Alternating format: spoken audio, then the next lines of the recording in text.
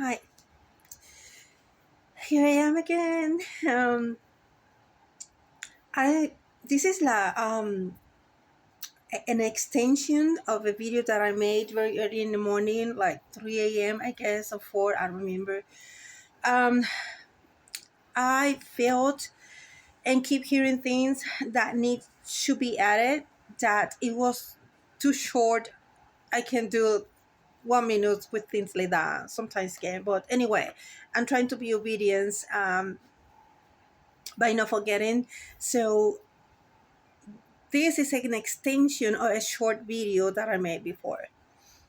Why? Because I'm hearing that the baby, it can be symbolic, which is mean with symbolic that it's a compound of many things together in one place or in the life of one person. For instance, that um, uh, it can be, for instance, financial issues, health issues, relationship issues, and there are different persons are involved with all of this, right? Um, but all of that is a compound that can be represented with one very thing before God presence. Um, so that's what I'm feeling. That is not literally only, that also it's a spiritual um, meaning behind. So, going back again to the same scripture, refreshing and referring to Genesis 21:10, when Abraham, Sarah, and Agar, that's the story. Um, yes, Abraham, Sarah, and Agar, concerning Ishmael and Isaac and all of that. As many of us know, there was a triangle, and that was never intended by God. Sarah puts herself in this very issue, probably because of the pressure of the society, the tribe, or the pressure that she was feeling any time that she was seeing her husband, and seeing that the promises was not fulfilled, because in the natural aspects there was nothing that they can do about it. It was supernatural. God spoke about it. He his own self will do so. So that's the main thing here, that people don't know how to be contented and to wait until God fulfill, manifest itself the promises. Sometimes you just have to be contented and be together and keep on going life until God itself will do the rest. As it's written, seek my kingdom first and my justice and equity, and all the rest of the things will be added to you. But people wants to do in their own. Oh no, God gives me wisdom, I'm gonna do this. Well, then you're gonna fall in the pit, in a trap, in a travel society life, however this looks like. God don't. If you are a chosen one and a calling one for a specific assignment, but especially if you are a chosen one, that you carry an assignment by God, that you have to fulfill, then you have to stop looking your life as a society see the life of many people, of any kind of people in humanity, because your life belongs to God. Now you following his lead. Now you surrender your ego, your own desires, also yourself in fullness, and you lay down yourself to God. Period. That's how it is. So in Genesis 21st 10, um the, Abraham made a party, a celebration for Ishmael. I think it was Ishmael. Um anyway, the point here is that Sarah saw when Hagar laughed at the aspect of Abraham making a celebration. And the point here really important is that you guys need to see the details, even behind that, before that happened, or how passionately Hagar was in the relationship, even when she messed up doing something that it was not perfect will of God, by giving her slave to Abraham. Um, she was very patient by no hesitating or being fast into judge the actions of her slave when she started rising up in her ego and getting pride and acting like she was the queen of the tribe and no Sarah. So, and she was doing stuff that was um very harmful emotionally to Sarah, that was the one who is in charge of the tribe, with her husband Abraham. So she gave her opportunity to repent and to do better. But she chose to go over and over and over her pride, and she thought that she was a queen already, and she didn't humble herself to her master. So after time has passed, it's where then Sarah didn't didn't didn't can handle anymore, and she asked her husband then to ask Agar to leave the tribe, and we see that in Genesis 21:12 to 13. And Abraham didn't like what he heard. He felt very upset in what Sarah asked him to do concerning Ishmael and Hagar. He he he he thought, I love my wife, but I don't like what she wants to do, what she's asking me to do, and he get very upset because probably he thought that that was not love, that was, and I would think the same. We had the tendency to judge. Um, Instead of going after God's presence and say, okay, God, what's going on here? Do I truly, what can I hear your heart in this matter? And God will speak. God will speak. So what I'm getting out of this is that this is happening in a natural aspect.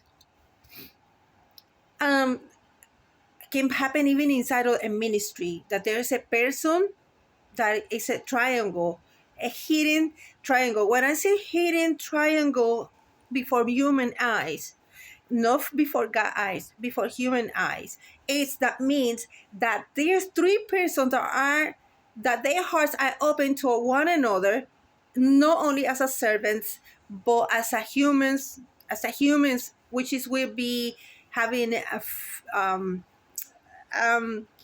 desires, and those desires are hidden. Those desires have started shifting or have shifted already, which is will be that person see the other person um, as a woman, and the other one as a man, and so on. The point here is that there's there's a triangle because one of them is daydreaming. It's not because they are there's a correspondence back from the other person in fullness concerning love, but they want that person, and they do anything that they can in their abilities in a spirit realm to destroy that unity so they can have that person for them. And I say this because it's real. It's happening even inside of the church. I passed through that years back, and it's insane because you don't understand At the beginning, I even cut off by the spirit this person, and this person say, no, I lost this another person as a daughter of Zion, as a daughter of God. And God was keep saying, no, her heart is after him as a woman. And also it's happened with men. No, these men have his his heart open as a man, not as a servant.